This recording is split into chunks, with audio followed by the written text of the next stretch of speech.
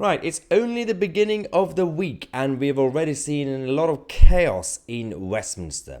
Yesterday, there was a bit of a row that turned into a huge clash and a physical incident involving Andrew Bridgen. So in this video, we're going to tell you exactly what's been happening. Yesterday, I think it was early afternoon, Andrew Bridgen sent me a message and sent me a link, and it talked about how he exposed another MP for actually being anti-Semitic. So if you guys remember, Andrew Bridgen got into trouble with the Tory party because he was accused of being an anti-Semite, even though he's not, and he's actually been very proactively pro-Israel, even during this the conflict.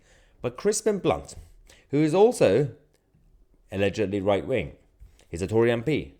He's been proactively pro-Palestine, right? Up to a point where he's been anti-Israel, anti-Jewish people. But he would deny it. So allegedly.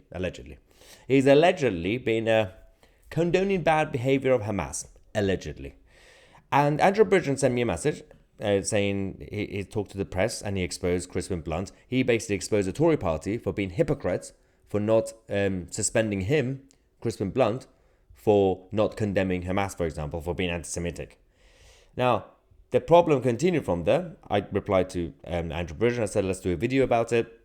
And then hours later, I discovered what happened in Parliament. Following that interview that Andrew Bridgen did with the press, Crispin Blunt saw Andrew Bridgen in Parliament, sitting around in Portcullis House, and decided to approach him in a very angry manner. So this became an exclusive story on Guido.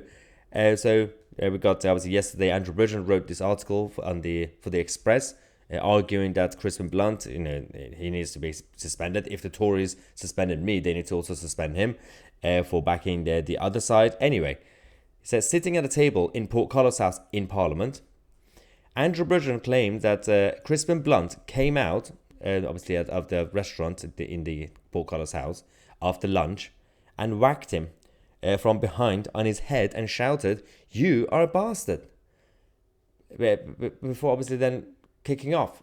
So, firstly, grown-up adults don't do physical action. It's just nonsensical. Secondly, you're an honourable member of the House of Commons. Thirdly, you are doing it in the Palace of Westminster. Like, there's so many issues with this whole problem. So Crispin Blunt, essentially, it's not really a massive, in terms of ordinary people on the streets, the sort of stuff that we see on the streets, it's not really a big deal. It's just, obviously, but the gesture matters. It's not like, he brought out a massive knife and targeted Andrew Bridgen. It's not the sort of fight you see on the streets, but this matters. Two MPs, and one MP attacking the other one. This doesn't show the respect that the House of Commons and the members of the House of Commons should have for the country and democracy. And obviously, Andrew Bridgen has now said he says that he's actually reported to police now, and he wants an apology from Crispin Blunt. Crispin Blunt is not responding to any of for any comments to the press, including Guido. And I did get in touch with Andrew Bridgen again just now to ask him to come on the channel, but he has to go through the actual process in terms of the authorities, especially in Parliament, and then you could come on the channel to explain exactly what happened. So stay tuned. We're going to bring him on probably tomorrow afternoon to explain exactly what happened between him and Crispin Blunt. Absolutely chaotic. Yeah, the whole point is not really about Crispin Blunt. It's actually about the Tory party. They easily suspended Andrew Bridgen over a tweet, and he was quoting someone else. But Crispin Blunt, who's proactively backing the other side, allegedly, he's fine. He's absolutely fine. Hypocrites. Let me know what you think. I'm Tousi, and we are the media.